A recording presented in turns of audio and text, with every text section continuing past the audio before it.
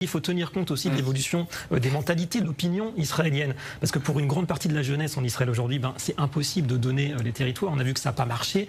On n'est plus en mode Oslo en Israël. C'est peut-être ça aussi qui a changé depuis 10-20 ans. Bien évidemment. Malheureusement, après, on a toujours des personnes qui oublient de mettre le logiciel à jour. Mais aujourd'hui, la majorité des Israéliens, des Juifs, dans le monde entier, ont très bien conscience de leur héritage. Ils n'en ont pas honte.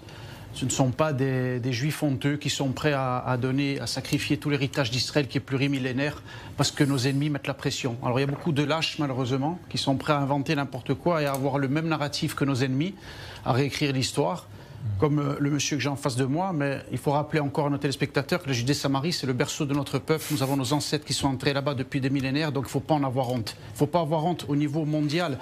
Parce que l'ONU, toutes ces organisations ne doivent pas en avoir peur. Elles sont contrôlées majoritairement par le monde arabe, comme on le sait. Donc il y a une volonté de réécrire l'histoire et de falsifier finalement l'héritage d'Israël. Donc il ne faut rien avoir à faire des condamnations de ce que va dire l'ONU. Il faut avancer et il faut arrêter de jeter surtout le discrédit, David, sur la population Judée-Samarie.